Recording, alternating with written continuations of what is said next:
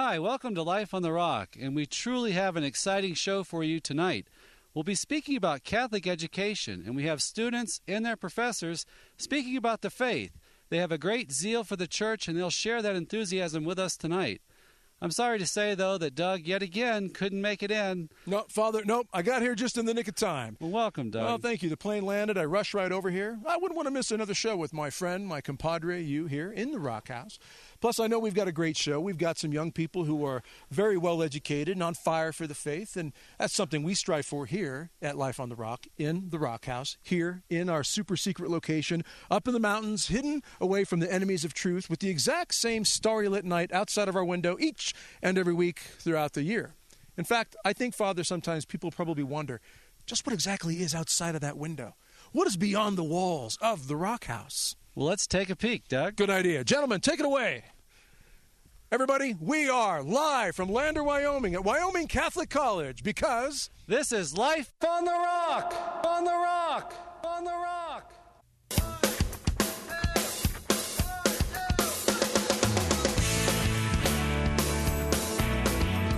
This is your life, whether you're ready or not. Sometimes it's rough, and it takes all that you've got. But he's been here, just waiting for you to knock, to take his hand and plant your feet on the rock. I want to live my life on the rock.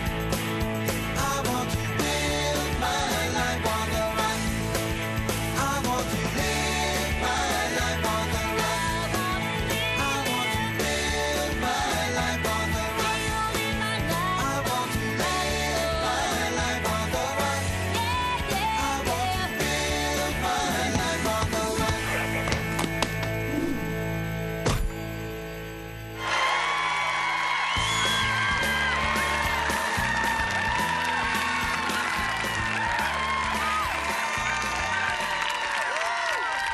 Hi, welcome to Life on the Rock, and we are in Lander, Wyoming at Wyoming Catholic College, and it is an exciting show. We have an exciting group here.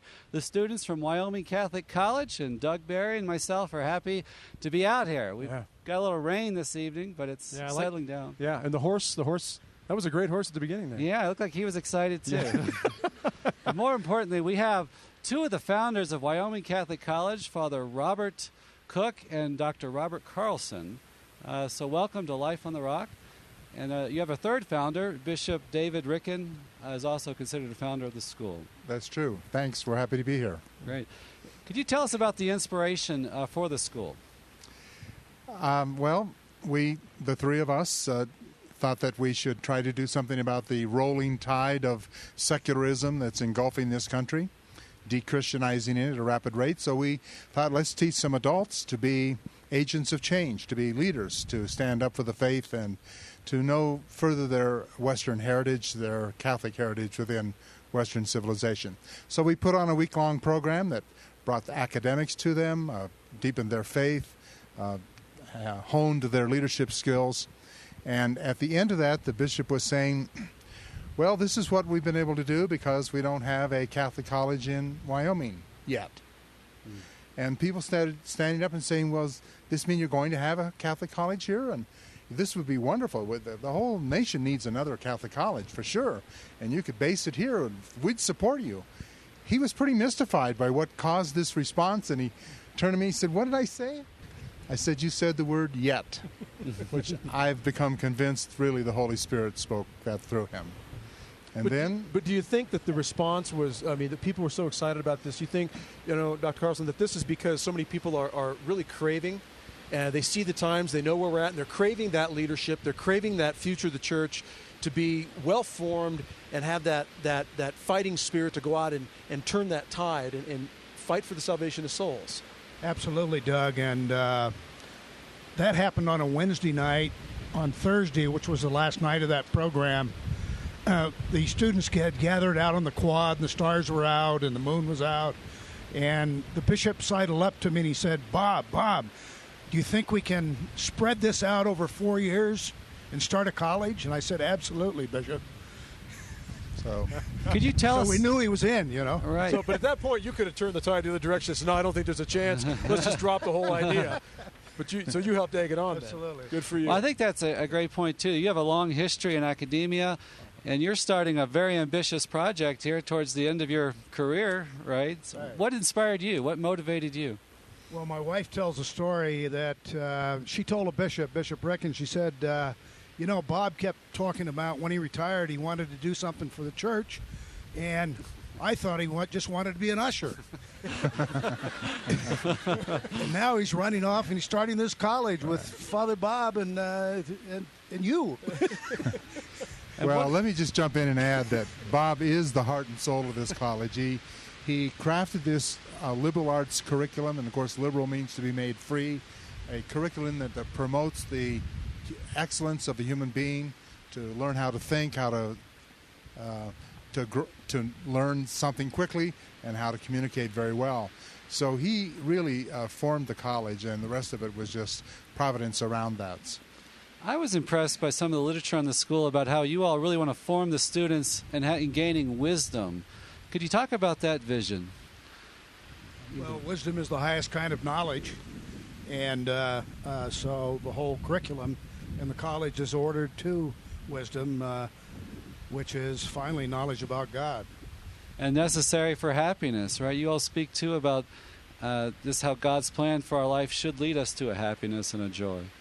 Oh, well, without a doubt. And, of course, we have a very a great emphasis upon teaching the faith.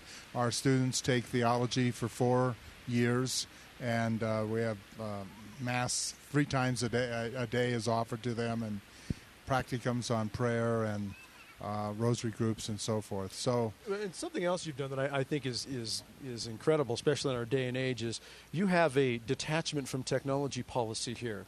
We do. That's not the technical term for it, I'm sure, written up in the brochure, but can you explain a little bit about what that means and why? Well, we're not anti-technology at all, but Sure. we want to allow our students to take these foundational 4 years of their lives to really study, to really learn how to live their faith, to really become great leaders, and to do so without the constant interference and diversion of cell phones and the internet. So none of the students have cell phones at all when they're here. And they don't use the internet except in public workstations. They don't really need it. They write lots of papers, but they're thinking papers, and so they don't need the internet to do research.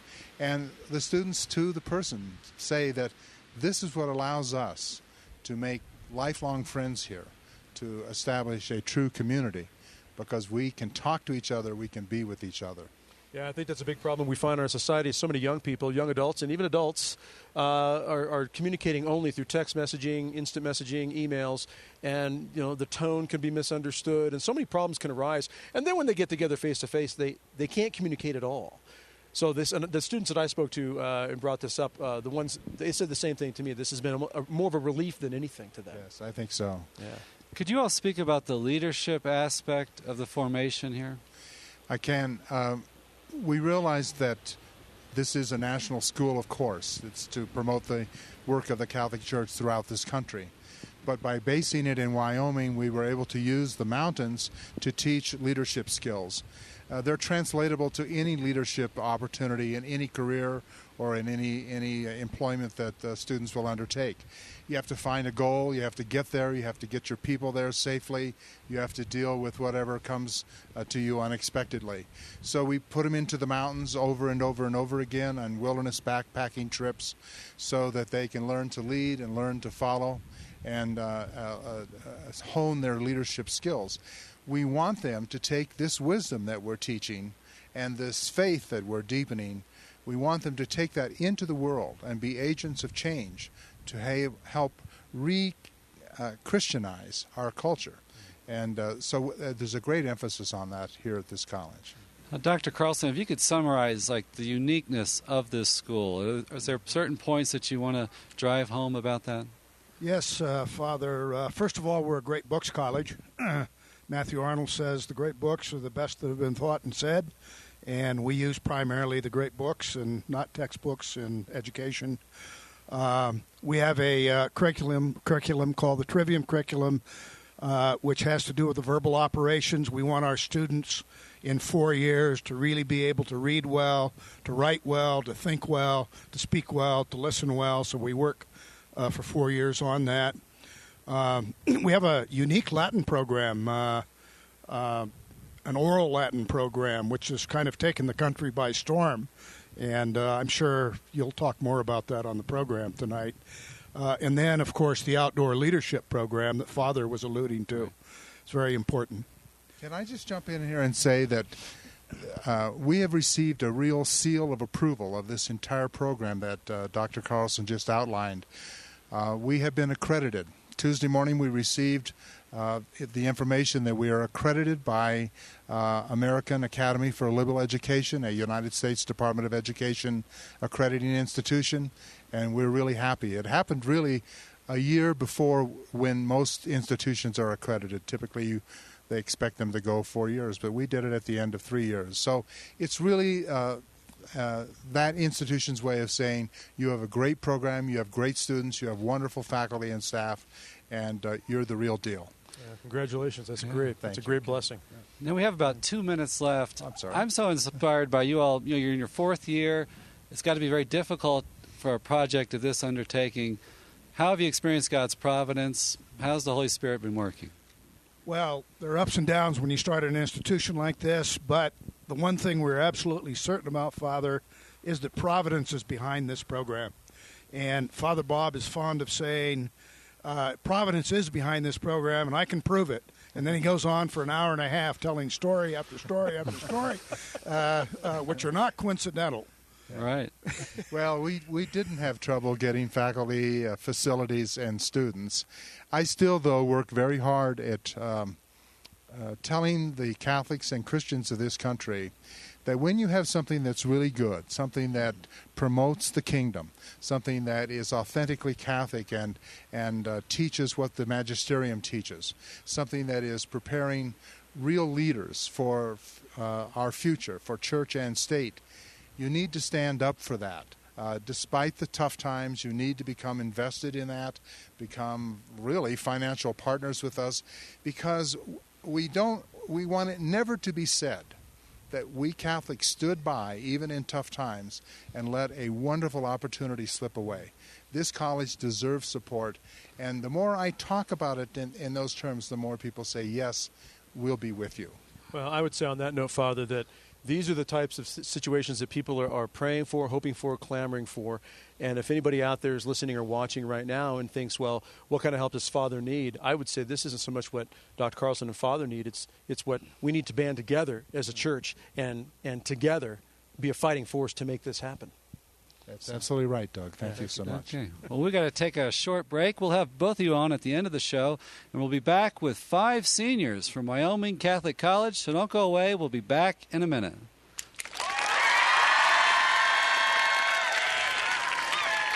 Hi, I'm Jack Carter from Wyoming Catholic College, and I'm gaining wisdom in God's country.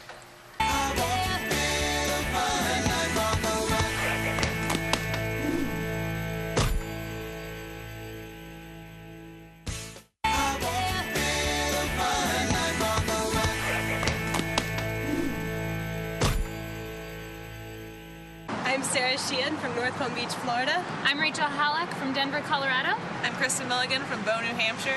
And you're watching Life on the Rock.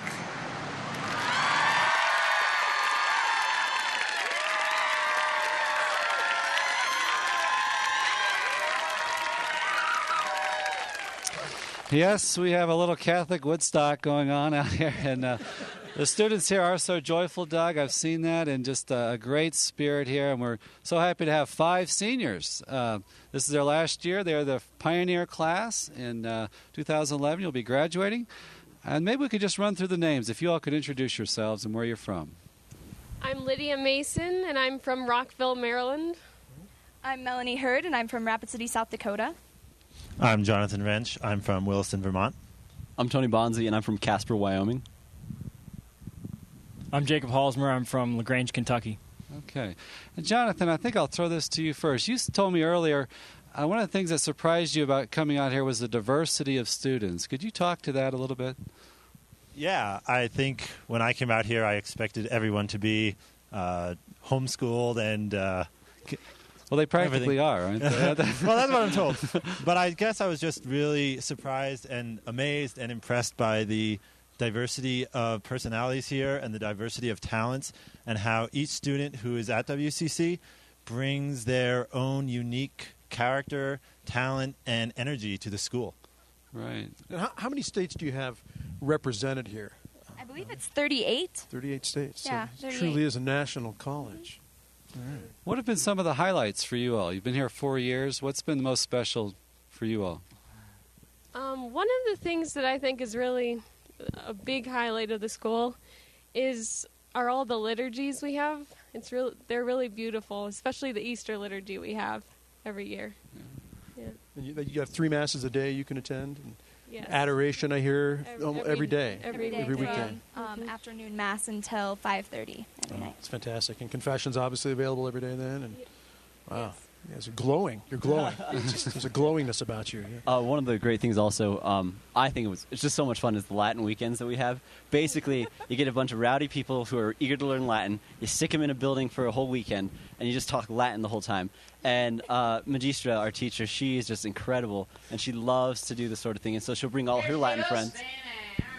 Yeah, well, she'll bring all her Latin friends in and everything, and it just really helps you understand the language of the church and everything. It's so much fun. Hold on, a bunch of rowdy friends eager to learn Latin. Yes. Put them in a room for a weekend and let them go to town. Absolutely, that's the way it's done. Now, I think that defines being countercultural right there. The contradiction to society, that's it right there. Yeah. And is that something everybody pretty much takes part in at one time or another? Yeah. Yep. It is. All right. And Jake, your time here, I know you have aspirations. Once you leave here, you may be going elsewhere. You were talking Marine Corps maybe, or things of that nature. When you leave here, what's on your mind? How are you going to go out and change the world for the glory of God and the salvation of souls? Well, I was attracted to the Marine Corps towards the end of my sophomore year, just on account of the books we were reading, all the history and the examples that those kind of men led, especially the Greeks. And I was attracted to the Marine Corps to try to get out there and do something other than helping myself. I think it's a really great way to give everything you got for somebody else. Well, church militant in action there. Yes, sir. Yeah. So he called me sir. It's my haircut. I like the haircut. What are some of your other plans? Do you all have some definite plans you're going to do next year? Yeah. Tony, how are you going to change the world? Well, my plan is to go off to graduate school hopefully over at the International Theological Institute, get a master's in theology, start showing these relativists what's really up. Yeah. Because that's the truth. I mean, here at WCC, we do not mess around when it comes to truth. Good. We are here to defend it and to love it and know it. And we are not going to beat around the bush or play the politically correct game when it comes to truth. We are here, and we're going to get this world jump-started back for Christ. Awesome. That's What was some of the most inspiring books or classes that you read or studied? Aristotle's Nicomachean Ethics. Really? Yeah. Can you spell that for me? No. But at least you understand it. Right. Some of it. Aristotle does a wonderful job of explaining how one should live your life in really practical ways, and he supports virtue in one's everyday life, and so it has a lot of practical application. It's been a wonderful book. How about yourself, ladies? I'd say also all of the theology classes we've taken, I don't know which one would be the best because they're all amazing, but reading St. Thomas Aquinas is just mind-boggling. Some light bedtime reading there. Yeah. Tom, a little summa before I go to bed at night. Right. Just to help me rest peacefully. Yeah. Well, and we covered the entire of the compendium in our theology class. Wow, So that's great. yeah. But did you read Tolkien? We did. We read his translation of The Green Knight. Oh, okay. Yeah. Okay. Also, Dante's The Divine Comedy was really inspirational. Yeah. That's great. Hell's very scary. It's also very scary. Ladies, what are you going to do? Melanie, what are you going to do to go out and alter the world for God? I am going to go do missionary work in Northern Africa. Awesome. Yeah. Awesome. Yeah. And yourself, Lydia? I think this may just be at the parish level, but I think, Well, which is when you important say it's too. just at the parish level, that's Yes. important too. Yes, Obviously, quite you know? true. But a lot of people don't realize that there's a lot of beauty in the church, and beauty leads you to God. Yes. So I want to reawaken that in people, a love for beautiful music and beautiful art and architecture. And that is an area where the battle is most serious, in our culture, in our society, is we have lost a sense of our own dignity. We've lost a sense of true beauty, the beauty of life, the beauty of nature, the beauty of just God's presence in our lives. And that's what I really like about it. Now, you've been here for several years now. I bring this up, this kind of loosely, my own term, not the school's term, about the technological detachment policy. How has that been for you all?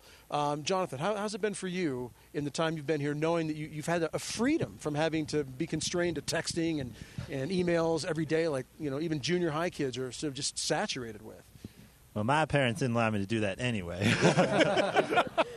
So right now they're cheering, yeah, that's my boy! I think the biggest effect of the technology policy is a really healthy communication between the students. That's great. We have lots of face-to-face conversations. Whenever we can, after meals, sometimes we'll just sit around either with ourselves or with a professor and talk about what we've learned. We can do it for hours. And we're never glancing down at cell phones. And when we're at the gym, we'll talk to each other, and we don't even have to plug into an iPod even while we're working out. And monumental moment. Good for you. And also, I've found that we are also really good at communicating plans to each other. So we don't just say, "Oh, I'll give you a call." We're very, very clear about, "I'll be here at this time and with these people, and I'll have a car." So even in our just social, getting things done, planning a party or something, our communication is very good. A Latin party, by the way. Yeah. Planning a Latin party, right. I'm sorry, go ahead. Well, I was just going to say, I went to public high school, and at first I thought, oh my gosh, this is going to be so hard to give up the cell phone and everything, because, I grew up with that sort of thing. But it's so much better without having it there constantly in your face and having your friends texting. Is it a relief? Oh, yeah. It's like, when you're trying to talk to a friend and he's texting, it's so annoying, and here you don't have to worry about that. Right. Yeah, and you don't have disturbed conversation, like they said, and it's actually kind of a burden to go back to having a cell phone. Afterwards, you forget it. You kind of forget you even have one. And, my friends get mad because they can't get a hold of me, but I love it. Yeah. Well, and for those who can't adjust, we use carrier pigeons. What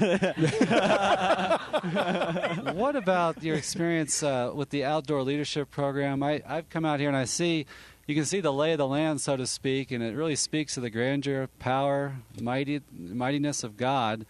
Tell us about that. What has that been like mixed into your academic formation?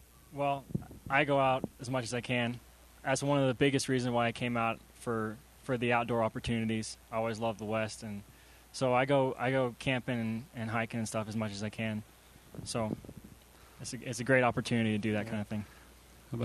Out here, you can't help but raise your mind to God when you see the mountains. That's what you think of as God. First book. And the wind, too, the way it comes in so quickly. You get the feeling God could show up just as fast, although he's always here. Well, okay. Well, we're going to be heading out of here in a moment. You get some else? We got about a minute left. Well, I just want to say one thing to Jake here. Jake, I just got one thing for you to consider. Military chaplain. Does this guy not give you the impression of a future priest? Does he? Yeah. All the adults are like, you got some support out there, Jake. No, I find what you are all doing out here as being something that has just been is a monumental task that has been so needed and so craved in our world. And I think the fact that 38 states are represented here is definitely something that the audience out there watching and listening right now can pay attention to, that this is a national college and should be very seriously considered by any parent, any child who feels the call to go to higher education. And I just applaud you guys. And as I said to you before the show, let's get out there and not let it stop here. Let's alter this world for God and make a difference, because Catholic Church is the last bastion of hope anywhere in the universe. We all know that. So God bless you guys. All right. Thank you so much. Well, we're going to take a short break. We'll be back with two professors from Wyoming Catholic College. So don't go away. We'll be back in a minute.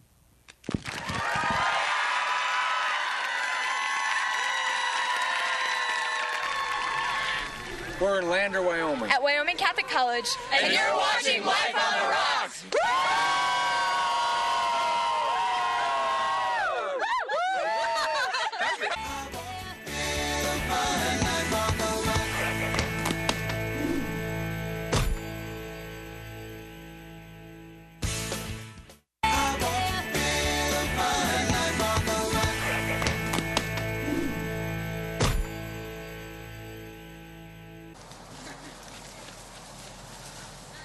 I'm Marie Trogard. I came all the way from Homer, Alaska, and I love it here at Wyoming Catholic College. You're watching Life on the Rock.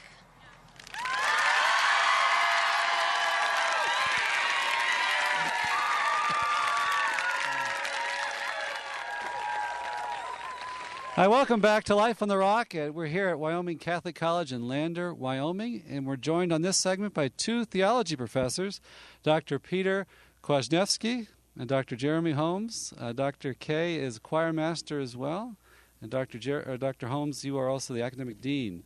Welcome to Life on the Rock. Well, small correction. I will be academic dean in 1 year. Right now, Dr. Carlson is mercifully holding that job for me. Okay. I've also taught philosophy, humanities, Latin. Yeah. I've got a few hats. Are you part of these Latin parties where they get together and just talking Latin all day long? Or? Indeed. And how would you say that in Latin? I wouldn't last. My extent of Latin is Domino's Nabisco, which is really, pizza and crackers. I mean, that's... Well, why don't you, in Latin, invite Doug to a party. Let's see how that goes. Invite me in Latin. Omnino debes venire ad nos, Latine loquens.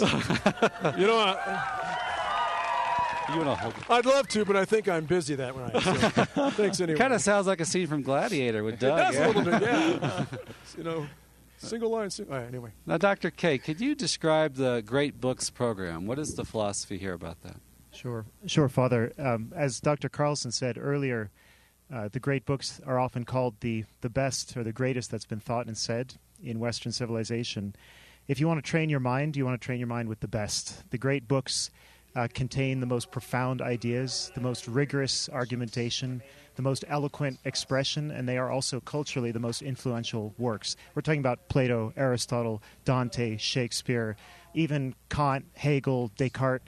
It doesn't matter whether you're talking about those who have shaped Catholic culture or its detractors and enemies. These are the minds that have shaped who we are for better and for worse.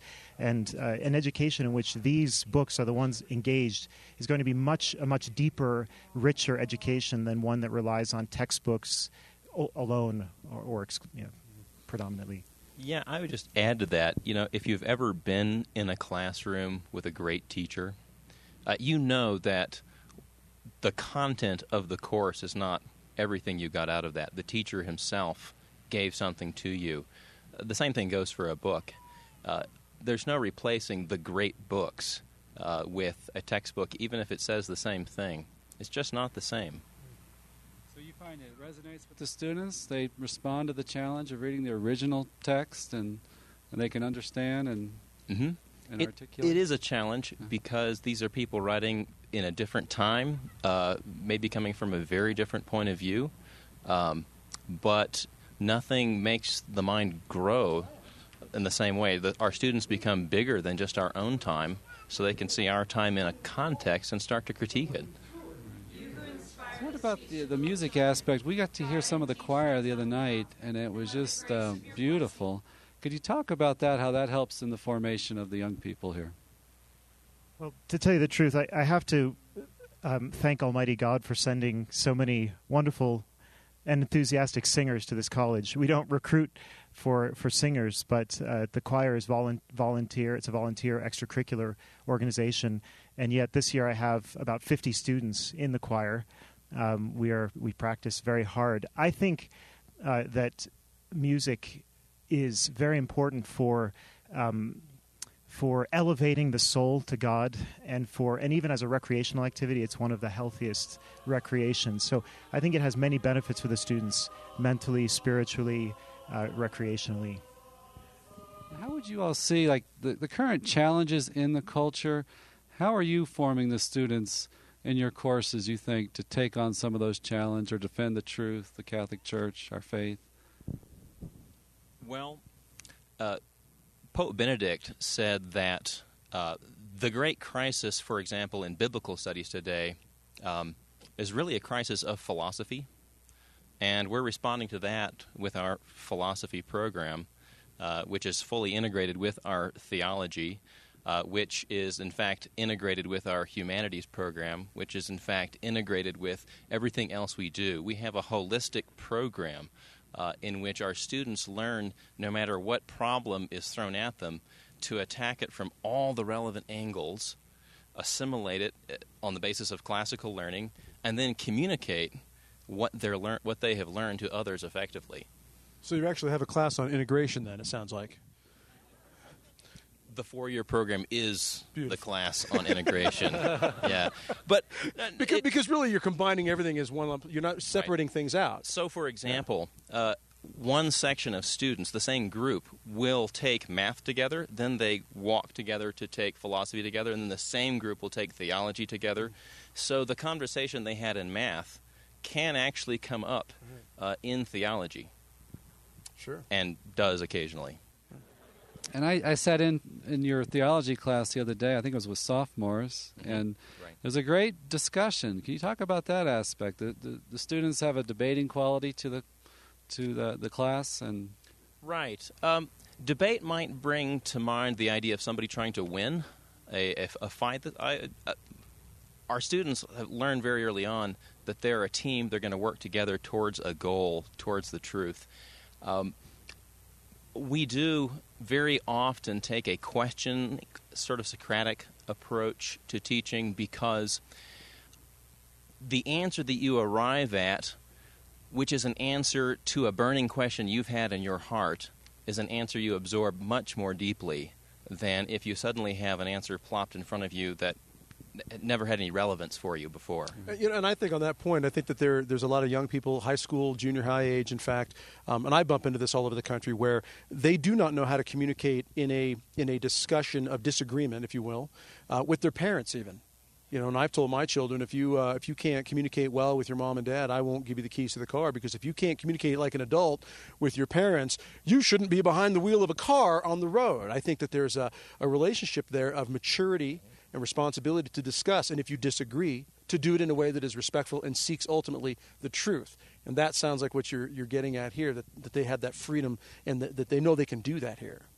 That's a great point, Doug. We actually have a class dedicated to public speaking, our rhetoric course, but all 4 years is really teaching the students how to conduct that more private presentation of truth that would happen in a small group conversation. Dr. K, I'd like to throw this one to you. You came all the way from the ITI, right? That's right. I was teaching there for 7.5 years before I moved to Wyoming. Now that's kind of like a great pinnacle school, right? And you came all the way to Wyoming. Can you tell us what motivated you? Did it have anything to do with the recession? No, I had learned German well enough that it wasn't an embarrassment anymore. I was in Austria. That's where the ITI is located. But my wife and I wanted to move back to the United States, so I began to investigate the educational institutions there and think about what my next move would be. And a friend actually in California handed me the philosophical vision statement that Dr. Carlson wrote for this college that is kind of our blueprint of what we're about, why we're here, what liberal education is, what our curriculum should be like. That document predated any of the subsequent hiring of the faculty and the recruiting of students and so on. I read that philosophical vision statement and I said, that is a school that I'm very interested in. That's the best program outline that I've ever seen. So I contacted Dr. Carlson and Father Cook, and from that point onward, that was in the summer of 2006, everything clicked into place. We hear you just showed up. Is that true? That is more or less true, right. So before the job was even in the bag, you just showed up with suitcases, wife, kids, mother-in-law, everything, right? Well, it's actually even funnier than that. I arrived in Lander before Dr. Carlson had moved into his house, and he let me stay there. So we friendship was formed early on. I mean, that kind sight of unseen. how do you knock that kind of determination and perseverance? That's what the Catholic Church has always been about. That's fantastic. Right. No, but I fell in love with the idea right from the beginning, and I've been here for 4 very busy and very happy years. That's great. It is inspiring for me personally to, you all are stepping out in faith and starting something new, and every beginning is a struggle, right? And could you all talk about that, how your faith has helped you in that? Father, the hand of providence that you asked about earlier has definitely been clear, I think, for each of us. Peter was just relating how right when he was looking for a move, the school of his dreams appeared as out of the earth. And so the same thing was happened for my family. We had always thought, get through graduate school, teach for a couple of years, and then hopefully we could find a great books, small college, look around, not sure where we're going to go. And at the exact point in our lives when we really needed to settle down, it suddenly appeared. Every faculty member here, I think, has a story like that. It could go on. And in each one of us has come convinced God has called us here. Right. I think that's maybe, my opinion, would be your most powerful gift you could witness to your students, of trusting in God and following the Holy Spirit and doing something with your gifts and talents to really shape the world. Now we're going to go out on with a song, Sicut Charitibus by Palestrina. Could you set that up for us? Sure. The text of the motet is, "As the deer longs for streams of living water, so longs my soul for you, O God." It's considered one of Palestrina's finest motets, and it's an example of how our choir is responding to the authentic teaching of the Second Vatican Council, which asks us to cultivate the treasury of sacred music, especially chant and polyphony. This is an example of Renaissance polyphony. Oh, great. So enjoy that. We'll be back in a minute.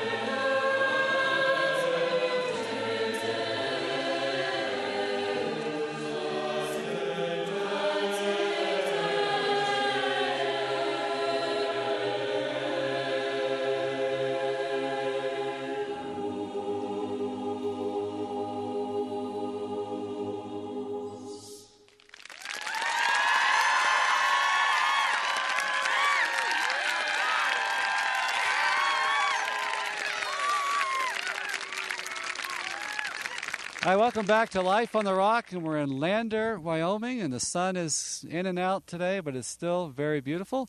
In this segment, we're going to talk about the outdoor leadership program here at the school. I think it truly makes Wyoming Catholic unique, and we have Professor Matt McGee. And if I could have the students, if you could introduce yourselves and where you're from.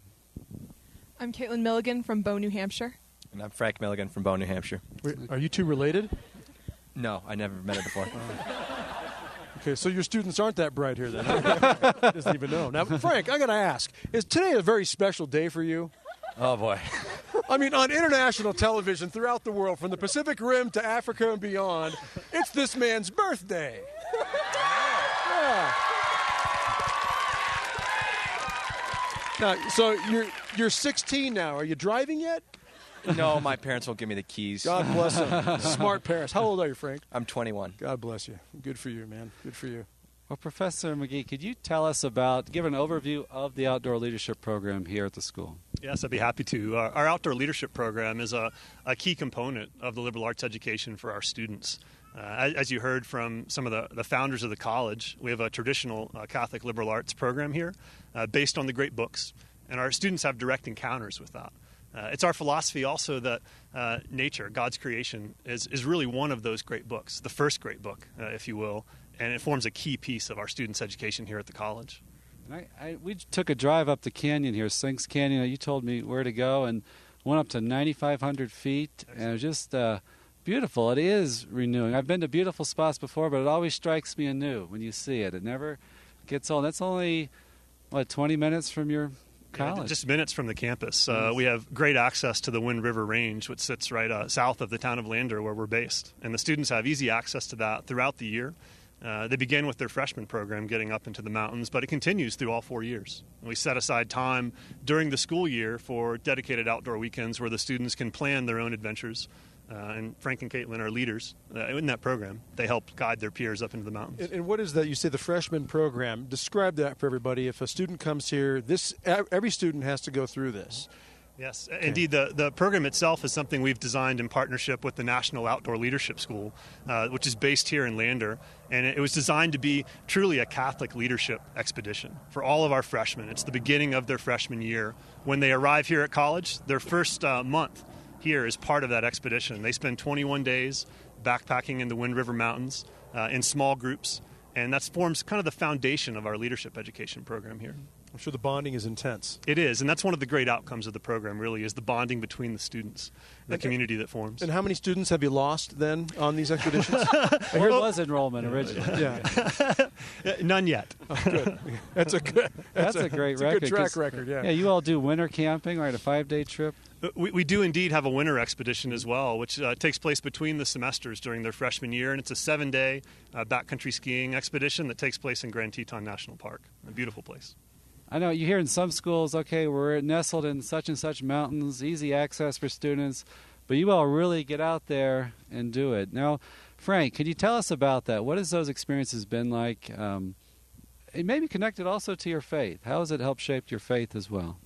Well, I've always loved the outdoors, and being able to go out, in the middle of some of the most beautiful mountains in America, you can really see God's beauty and grandeur. And what we're here in Wyoming Catholic College, we're all about the beauty, the true, the good, and the beautiful, and it's all around you out there. Well, and I think one of the things that's most touching to me about this entire program is that this is not just a hook to try to get students to come to the college, and it's not just about having fun. Oh, we're going to do ski trips with you all year long and Latin parties with that. It's going to be a blast.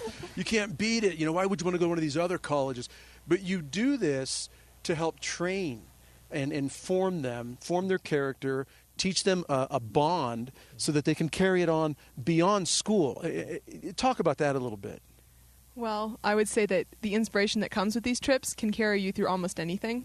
When you're up on a peak having Mass at the top of a peak, and at that moment of consecration, this is the connection between God and man. It brings your faith down to a level that will carry you after graduation anywhere.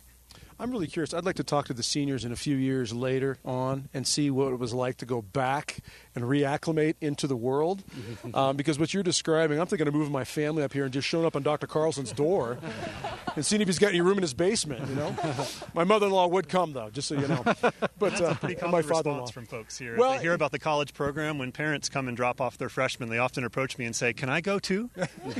Well, there's something within man. And you as a Franciscan father, I know that's something within the Franciscan on, spirituality of detachment from the world. We live in the world, but we're not to be of the world, as we know.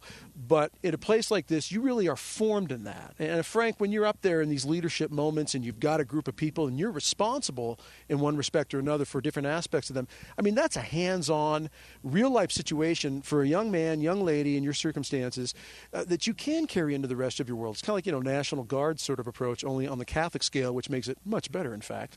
What type of experiences have you had when you're in that moment and you're in charge at this given moment of these people to make sure that things go well? What's that like?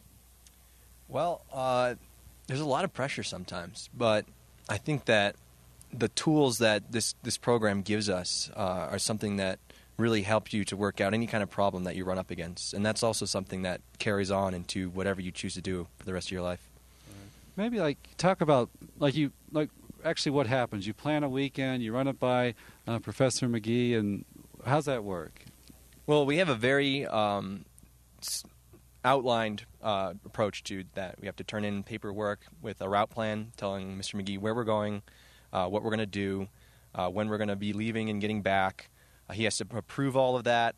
Then we set up a time for getting gear, backpacks, sleeping bags, whatever we're going to need for that trip. And then once we have that all together, we actually get food vouchers to go out and get our own food. So we can actually party pretty good. Do you let your mother know when you leave? Is it? I'm usually pretty bad at that, actually. Someone in the last day or two told me that they had never prayed more Hail Marys than when they went on one of these events. Why would that be? Well, you're in a real-life situation. It brings to bear very fully when you go through wilderness medical training. Now, you just mentioned the word bear. You don't like those. Those are bad. Okay. But for those watching or listening, they might be thinking, well, you're in the mountains in Wyoming. You got to run into wild animals, do you? Yes, we had someone on our Knowles trip pray for wild animals. Really? Within 24 hours, we received sheep, cows, coyotes, a golden eagle, and some horses that didn't want us to cross the road. Wow. Okay. I can see the Hail Marys coming in handy then. Yeah. Yes, you do see wild animals. And truly, the wilderness is an excellent classroom for our students to learn in. It presents really authentic challenges, and challenges that have also authentic consequences. Whether you're trying to cross a river in the wilderness or summit a peak, the decisions you make have instant feedback right away. Well, and I would think for any parent out there who might be considering this but be thinking, well, that kind of wildlife scares me a little bit, I would say to you out there, be a little more concerned about the wildlife at your typical state college than the wildlife here. Yeah, and we do train our students in bear safety and appropriate camping techniques, and so they're eased into that process. We don't just throw them out in the mountains and leave them alone for 3 weeks. What do you do if you run into a bear? If you encounter bears in the wilderness here, there's a set procedure we use if you encounter them. Depends if it's a black bear or a grizzly, but our students are trained to manage those situations. They carry pepper spray with them if they're hiking in areas where there's grizzly country. So pepper spray in one hand, rosary in the other. There you go. And we should talk about your background. You were Yellowstone's only 3 hours from here. The Grand Tetons about 3 hours.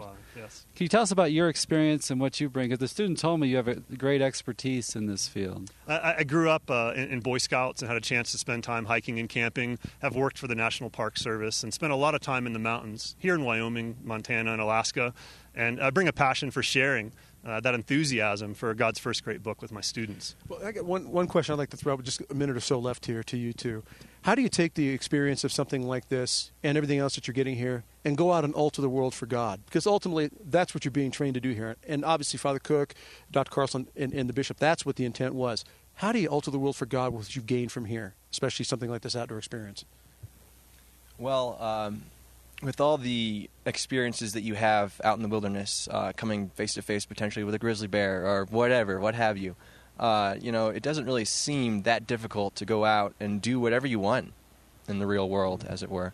But I think that the leadership abilities that they give us here are something that you can apply to anything you want to do. Yeah, it's good. Could you all speak about the aspect of working together? Because that's also stressed.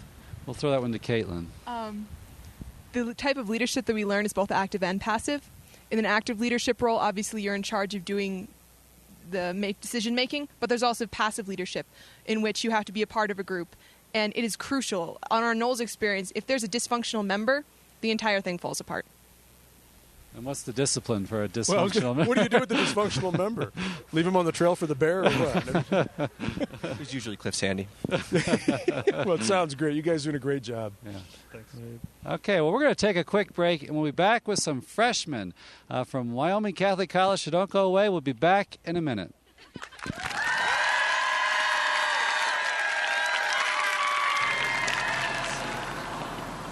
I'm Brian Hartung from Sandy Valley, Nevada, and you're watching Life on the Rock.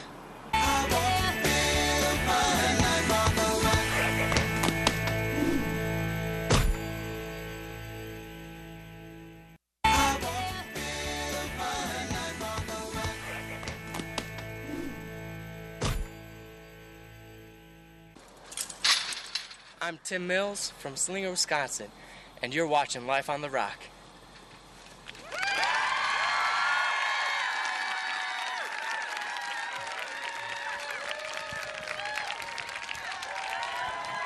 Hi, welcome back to Life on the Rock. We're in Lander, Wyoming at Wyoming Catholic College, a spirited group here. And we have 5 freshmen. We're going to find out why they came, why they chose Wyoming Catholic. And Doug, you got a T-shirt. Yeah, we've added to the collection, and I want to thank the college very much. This is great. We have the Wyoming Catholic College, the official T-shirt, and you can get one. Just go onto the website and leave a small $100 donation. They'll send you one of these. Is that the right amount? $1,000. It's $1,000. The back is great. I love the back. You got to check out the back here. A little patriotic feel for the country. WCC and freedom in God's country. Yeah, right. This is God's country. You know, I got to debate that. There's a lot of people around the country. I hear God's country is Wisconsin. I hear it's Minnesota. I hear it's all over the place. We got a Minnesota in here, don't we? Here we go, right there. Well, thank you very much for the shirt. Well, if you all could introduce yourselves and where you're from. I'm Sarah Sheehan, and I'm from North Palm Beach, Florida. I'm Lorene Allen, and I'm from California. I'm Ben Altsman, and I'm from Shakopee, Minnesota. I'm Kathleen Coleman, and I'm from Deep Air, Wisconsin. I'm Trevor Lantina, and I'm from Denver, Colorado. So you're from very different places. Do y'all discover certain things that unite you all, being such a disparate group? Well, we are all Catholic, and that is really important. So it's the fact that I think about 20 out of the 28 in our class are homeschooled. But now tell us, what attracted you? Why did you choose Wyoming Catholic? I was really interested in several Catholic liberal arts schools. I really liked the idea of the liberal arts, and I wasn't not sure where God was calling me. I thought that would be a great start to life. But the thing that really brought me to Wyoming Catholic instead of other Orthodox liberal arts Catholic colleges was just the fact that they incorporate all 3 aspects of the person, the body, mind, and spirit. And I figured if I was really and honestly looking for the truth and trying to become the best person I can, it was just a compelling reason to come. Now, you all have been here since late July. You've done the 21 days out there in the wild. Did you all have any background in that, or was that just totally new for you? Intimidating? That was another thing that brought us together, is because the majority of us had never been backpacking for more than a few days before. So that was really fun and exciting and really intense. And so how does that go then? Trevor, can you tell us, how does that go when you got a bunch of people together who've never really done this together, and you're confronted with wild animals and dangerous creatures out in the wilderness? Well, one of the college's missions is to form fellowship. So you have to rely on each other's strengths. Some of us did have, some of our classmates did have experience, and so they were able to teach us. We had to trust our instructors and really start learning about the other people in our groups, and learn how to work together with our own strengths and weaknesses. And you all are really formed by a premier school, right? The Knowles School out here has just been doing it for many years. They know what they're doing. Could you... Yeah, I mean, that's something that should be mentioned. Yeah. I mean, we joke around about the wild animals and all, but you have a very professional outfit that is right there on top of everything in training you in all this. Is that right, Kathleen? Yes, we do. They were very, very thorough. Yeah, and I'm sure they're pretty careful about the regimen to make sure nobody gets hurt and nobody, makes the wrong step. Definitely. Yeah. We learned how to do proper river crossings in, ankle-deep water. So, yeah, really started us out small and kind of worked up. Which will help out in your typical, suburban area when flash floods hit. I mean, in all seriousness, we should remember to keep in prayer the poor people down in Texas. I mean, Dallas has been hit very badly. I have some friends down there, and we're going to keep them in prayer. But I think about that, just trying to rescue people through raging water. That's something that you're taught how to get across a river. I mean, that's an element of it. Tell us, Ben, were you nervous? I mean, coming to college in general as a freshman, it's going to be a little nerve-wracking for anybody, I'm sure. I don't know. I never went to college. But I didn't. But tell me this. You come to college, a little nerve-wracking to begin with. However, you're coming to a place that's a little different. Talk a little bit about the excitement, the anticipation before you showed up here this summer. Personally, I was very excited. I don't know if anybody else was more overcome by nervousness, but I'd actually never been here before. I didn't know anybody except for one student, and I came out with my aunt. She dropped me off, and here I was. She dropped. You word that in such a way the visual is she slowed down, open the door, go. Right when you find work, I mean. But that's good. How about you? Were you nervous much when you got here? I have an older brother out here, and several good friends, so I had heard a lot about the school, but definitely slightly apprehensive. My first trip out west, went really into the mountains for a Florida girl. It's been different, but I love it. A little different climate than Florida. Slightly. Absolutely. What's it like when you start getting accustomed then, Lorene? I mean, talk about that a little bit. You get accustomed to not just the atmosphere, but the group, the small setting, the way they run the college, the philosophy. It's all fantastic. How's that feel once you get accustomed to it? It feels amazing to be in a community that is so on fire for the Lord and really excited about learning about the great books and learning from the great books. Because lots of people are like, oh, yeah, school, I don't really want to do that, but I'm going to show up to class because I have to. It's not like that here. Everyone is really excited, and it's really exciting to me to be able to see that and then to be a part of that as well. So I have to say at first, I was nervous. I don't know who wouldn't really be besides Ben, maybe. But I was definitely still really excited. Well, there's something between Ben and his aunt that obviously, well, we don't want to get into that right now. Yeah. What about going back to those 3 weeks out there? What was a powerful experience for any of you all that you really remember that's very vivid for you? Well, one aspect that was very powerful to me was that every day we did morning prayer, mass, and evening prayer all together. And that was really powerful, especially, out in God's first book. You can't really get much better than that. In fact, there's a little deer running right over there behind the stadium at the stands. But that's a freshman in a costume. Yeah. I saw him earlier on campus. Yeah. I would also add that just coming to a place where my group was always more than ready to pray the rosary every single day, and it's not, you don't see that in many colleges, whether or not they're Catholic. A lot of times, even where people are just willing to take the time to pray and put aside time for God. The impression that I get, and you can tell me if I'm not getting this completely, is that the attitude here is not just let's just learn the faith because it's a good thing and it's a nice thing and we want to have a good life. But there seems to be an attitude of we're going to bond together, we're going to form more of a warrior mentality to take it out into the world to win back souls for Christ. That seems to be kind of the general sense I get from the school. Is that what you get as freshmen already here? Kathleen, is that what's coming through to you? Yes, definitely. Everyone is totally Catholic. Yeah. I mean, that's a good way to put it. Yeah. I would say, cut me and I bleed. Cut me and my Catholic faith should pour out. I mean, seriously, that's what it should be for us. It should be that rich and thick flowing through our veins, and that's the impression I get from being out here. And what I've noticed, like from an outsider too, is it seemed like the limited use of media, the new media, and the fact that you all walk to some of your classes. You're driving through town last couple of days. We always see groups of you walking together. I think that simplicity must foster community. Is that true? Definitely. Most of the time we'll walk to lunch or we walk downtown to some of our different classroom buildings. One day last week we just decided to get a jump on humanities and we memorized a poem, a group of us did, while we were walking to lunch. We've had great conversations. A lot of us love to sing out here, so we'll just randomly break into song, which I think really intrigues the townspeople. But and when you do that on the sidewalk, do people start throwing money then? I mean, that'd be a way to pick up a few pennies if you think about it. Right? Not yet, but we should look into that. Right, you got to set a hat down, put on some sunglasses, and pull out a guitar. How about the academic side? Has that been challenging? Yes, it has, but it's it's like doable, but you have to be able to manage your time to be able to get it all done. And also, it's really great to study with other people that are doing the exact same thing. And then also you can ask your upperclassmen. I smile at them, and then they'll come over and just, like over your shoulder and help. You have to smile at them first? I mean... No, actually you don't. They're very willing to come over and help and just ask, how you doing? You're getting this Euclid prop, or, need to understand it a little bit better still. Or... So there's no, totem pole issue where they're going to mistreat you because you're just lowly freshmen. They don't do that to you? Not usually. That's good. That's awfully nice of them. I'll find them later. So what hopes do you bring? What do you want to get from your education here and your formation?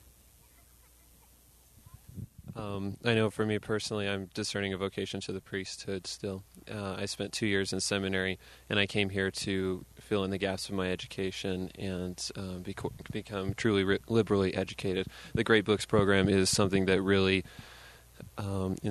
really motivated me to come to this college, and also the leadership program would be very helpful in the priesthood, because you learn to deal with, as I said before, you learn to deal with your own weaknesses and other people's weaknesses, and how to inspire other people to work towards a common goal. And in this time, it's how to bring the world to a more Catholic outlook.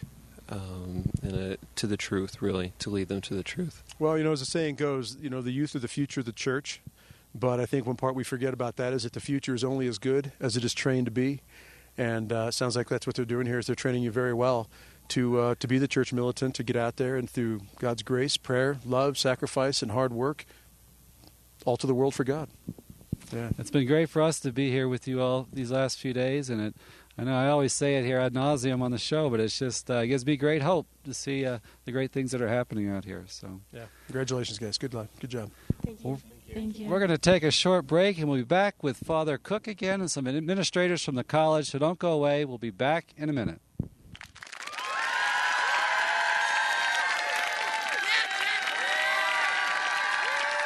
Hi, I'm Christine. And I'm Laura. And we're on our way to class at Wyoming Catholic College. And you're watching Life on the Rock.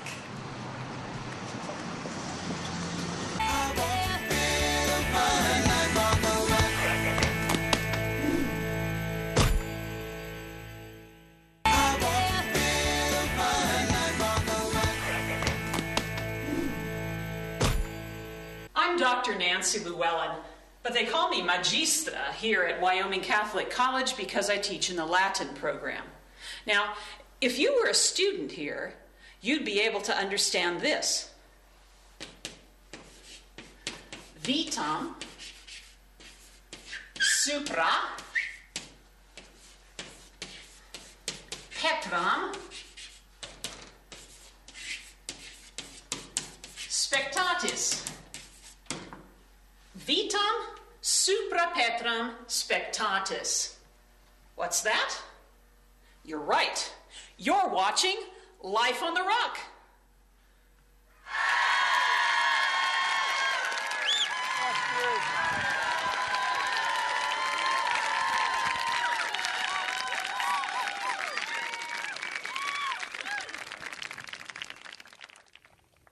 I think we just got elevated with that, Doug. It sounds better in Latin, I think. It does, yeah. I feel good about that now, yeah. Well, on this segment, we're joined again by Father Robert Cook, the president of Wyoming Catholic, and Mark Randall, the vice president of Institutional Advancement. So welcome back, Life on the Rock. Could you all tell us about the future plans, right? You're in the beginning. It's your fourth year. What plans do you have for the school? Well, we have great plans. Thanks for asking. The college has been gifted a 4-square-mile ranch, just about 14 miles outside of town. 600 acres of that will actually be the campus. It's a beautiful setting. It's at the base of the Wind River Mountain Range here, just over our shoulder. It'll be a fantastic place for these students to come and learn and live and study. Well, Father, could you tell us about how that came about? I know there's a great story behind that. Well, when we first had the idea of establishing this college here in Wyoming, we wrote an article about it in the Catholic Register and asked for people to suggest possible sites. I thought there'd be 5 or 6 suggestions. Actually, there were 48 sites offered to us in the state of Wyoming, and I visited every one of them. And one day we were looking to find the top 3 in the list when the Ranch Valley that ultimately we accepted as a gift was offered to us, and the bishop said, "Well, that's the place we should go." I said, "Well, I think we ought to go look at it first." And he said, "Oh yes, well you can do that, but that'll be where we go." He seemed to know. And so we did. Now, Doug was asking me earlier about has it always been so easy. I want to say very clearly that being the president of this college has been very good for my prayer life. Because there are times when you wonder, is this all going to work out? We had to move our equestrian program here to Lander from the junior college at Riverton, and that took some doing, and it was like right up to the edge. God always likes to make us wait until the very end, but he comes through for us. So we had many of those providential events happen to us, and including some of the teachers that we needed and hoped that they would say yes to come here. They were able to do so. And to find the facilities that we needed as we were growing. I mean, we had apartments for the first 2 classes, but we literally had no place to put our 3rd and 4th year students when they were due to arrive. But at the last moment, someone showed up and said, I'm in the house building business, and I'm not too busy these days. Let me come and build you some dormitories. And they built 6 dormitories for us. So it has been a struggle at times, there's no question about it. But again, I think that just shows that God wants this college and is providentially protecting us. And I think that is such a great location where you have the dorms. It's right there on the church, the local parish, is it Holy Rosary? Yes. And the church is practically open 24 hours. They have adoration. What is the adoration schedule?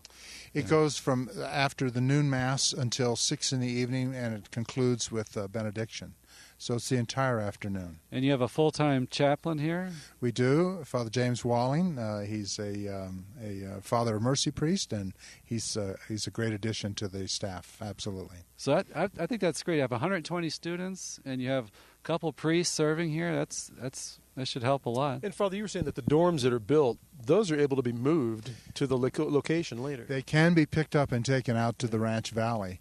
I think we were talking about what we can do out there, and Mark will describe it a little bit as to what our plans for that valley are. Sure. We have the master plan already completed. We have a beautiful 3D model of it, a lot of photos we can actually send out and show folks. But it's a beautiful campus setting. We've designed it into 3 different precincts: a residential precinct, a recreational where equestrian facilities will be, gym facilities, that kind of thing, and then our academic precinct with just what you would expect. But it does start with the chapel, as you'll first drive onto campus through a typical Wyoming ranch gate announcing Wyoming Catholic College.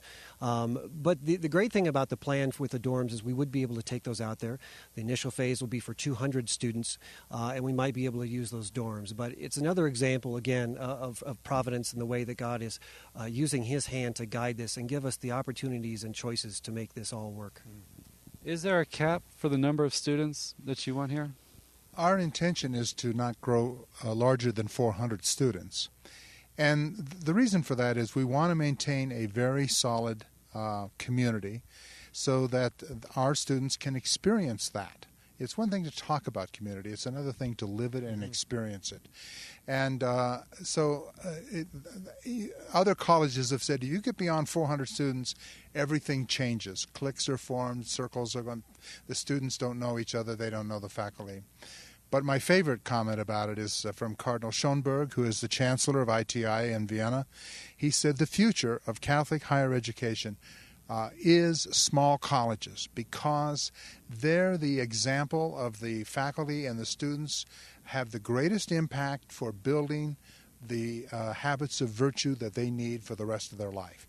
If you build a really solid foundation, they can carry it out and be the warriors for Christ that you, Doug, and the rest of us want to see, and frankly, this country needs to see. And foundations are so important, and honestly, we spoke to many students, and they just praised the faculty. We tried to even get some dirt, but we couldn't pry anything out. We had some hidden cameras and hidden microphones. Nothing. These guys wouldn't say anything bad. Doesn't make good TV, but that's all right. Father, what about your background? You're a later vocation to the priesthood. Can you tell us about your background and how that helped you today in your position? Well, I grew up in a small town, so I was used to a small community in Colorado, so it's not so different from Wyoming. I started going to Mass every day when I was 10, so it became vital to me. My faith became vital to me. I then became a lawyer, and what kind of lawyer? Sorry about that, Father. I know. Listen, Doug, I always like to tell people that I was a lawyer because it proves that conversion is always possible. Well, one of the greatest saints in the church, Thomas More, he's the law profession as well. So, and I also started a social service agency that provided an alternative to abortion by having many volunteers provide what was needed to solve the problems that the women facing that decision had to face. So all of that, I think, prepared me in many ways to start and lead a college, even though I never anticipated this. This was something that was really thrust upon me, I think, by Providence itself. So, and I think it's something Father Mark had said to me some time ago. You and I, Father, were talking after a show once about Abraham going up on the mountain, and how Abraham, being such an incredible man of faith and a great communication with God, and being in the mountains, much discernment and prayer, and yet when he was told to take his son up there, build an altar, put a son on the altar, to the point of even raising the knife above his son, he still could have been thinking, okay, Lord, you're going to come around the corner here and stop this, aren't you? But it wasn't until the downward motion, I remember you said those words, Father Mark, the downward motion that God wants to see in us to prove that we truly are giving him everything of our lives. That's what I see you've been doing out here, is that downward motion, making these steps forward. Well, certainly the secret of Christianity has to be give your life away in love for others, and you will never lose it. And that's completely what we're trying to teach our students, and it's completely what we're trying to do by operating this college, and it's completely what's demanded of us day in and day out, really. And I would just add on that, it's not just us and the leadership, it's these students as well who really have risked a lot to come to a new school, previously unaccredited, now accredited, and as well as the thousands of benefactors we have from around the country. People don't throw their money away, and they have had a tremendous amount of faith in our leadership and our mission and our extraordinary model for what we're doing here. And it would be good for those benefactor numbers to grow. Yes. Because it would. That's an understatement. Well, yeah, but seriously, and it should, in my opinion. I understand this what you're doing. I've done something not in the same department, but something similar with the camp I've built, and it is something where people have to get behind this type of effort. Absolutely. We have to. Our world is in such a situation right now where we've got a lot of cursing of the darkness. Here's an opportunity, ladies and gentlemen, to be part of that light, to join forces with this school and make a difference, alter the world for God. We travel around, we see thousands of people literally from coast to coast every year. And I can't tell you the number of people that when we say thank you for helping us, they say, no, thank you. Thank you for what you're doing and allowing us to partner with you in that. And that's a real joy for Father and I and the other administrators to get to participate like that. Yeah, it's a joining of forces. Absolutely. We join together, we become a serious fighting force for the salvation of souls in the kingdom of heaven. Exactly. How can people get involved to help the school? Well, first of all, they can become better informed about the school. We have a fabulous website. It's WyomingCatholicCollege.com. There's a blog on it. There's a connection to our Facebook on it. It's an ever-changing website that tells whoever's looking at it what's going on here at the school. And they can always call and email us. We'd be happy to send any kind of information they would like. The other thing is to help us spread the word. We have gotten this far by really a great groundswell, grassroots effort to make this possible. And so, to suggest to your viewers to share this program, share our newsletter and our emails, help us spread the word about what we're doing out here in God's country. But finally, of course, the most critically is they really need to come and join us. Be partners with us, financially, of course. Invest in these students. They're only investing in the future of the church and this country, and so it's a fabulous opportunity for them to do that. A lot of people say to me, "Well, Father, I recognize that this college is really something very special, and something quite wonderful, and I pray to God that He'll help the college." And I say to them, "That's a wonderful prayer. keep making it, but could you add just one more petition? Father, this is a wonderful college. I can see that. Help me understand how I can help this college and do your will towards this college. Oh, very good. Do you all have a timeline now for the move? And these first few years, we've really been focusing on this year, this inaugural commencement year, and just getting things sort of stable. The entire project is about $120 million. If you wanted to write a check tonight, Doug, to make that happen, we could take care of that for you. Yeah. Oh, hold on. Oh, my heart. This is a big one. My heart. But the truth is, we are slow but sure, and we're already speaking with a number of our major benefactors around the country. But what it's going to take is a leadership gift, a family, a foundation who really sees this as their legacy. Well, and and I want to make this point too on that, Mark, is that is not a lot of money when you consider. Look at the numbers we're hearing in our government, our problems in our country and worldwide, and the money you're talking about is only going to prepare, as you said, these young people to be the future in so many different areas of the faith. And it is not a lot of money when many hands get involved. Many hands make light the work, and they can make that happen. And there's a number of colleges and universities that build a single building at that cost. Father, just for their stadiums and their sports arenas, they'll do that. Yes. Which in many respects is a shame, considering what we let fall off the charts, and we put so much more into the athletics. That's right. So, that's not a lot. That can be reached. Someone out there's got to step up. Well, I understand as well as anybody, believe me, that this is tough economic times. But I, again, just want to say, let it never be said that we Catholics stood by in tough times and wouldn't be sacrificial, wouldn't help save something and keep something and establish something that was so vital to our faith and to our Lord and to the Blessed Virgin Mary, the patroness of this college.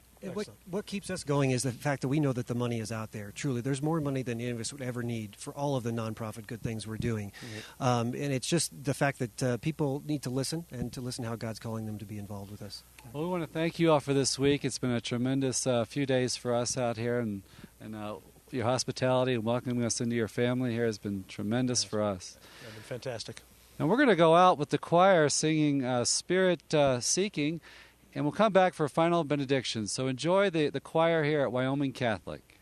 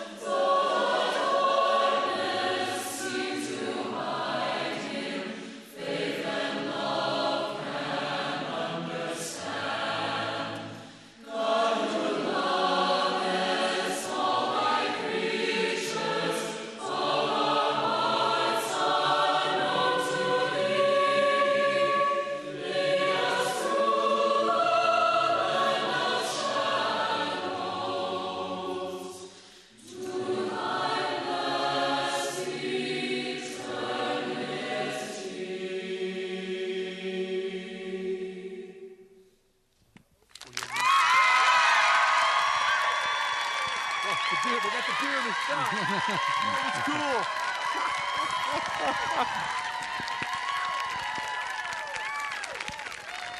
Okay, well, we just have about 30 seconds left, and we see the deer and the antelope roam out here. Yeah. Doug, you have any final thoughts? Well, I just want to say that Wyoming Catholic College, to me, is gold in the Catholic college world to be mined in the mountains of Wyoming. How was that? That's good. Thank You need you. an honorary degree for that. Thank you very much. Thank you. Father? I just want to say that although it's a liberal college, that means to be made free, to obey God's word, and to live life fully alive as a Catholic should. And I want to thank you, Father Mark, and you, Doug, and EWTN for giving us this opportunity to show to the whole world a special treasure that's here in Lander, Wyoming. That's great to be part of it. And we all want to thank the crew. Did a marvelous job out here this week. Worked really hard pulling all this together. And thank you at home for all your support of EWTN. And may our Heavenly Father shine His face upon you and give you His peace. And may Almighty God bless you in the name of the Father, and the Son, and the Holy Spirit. We'll see you next week on Life on the Rock.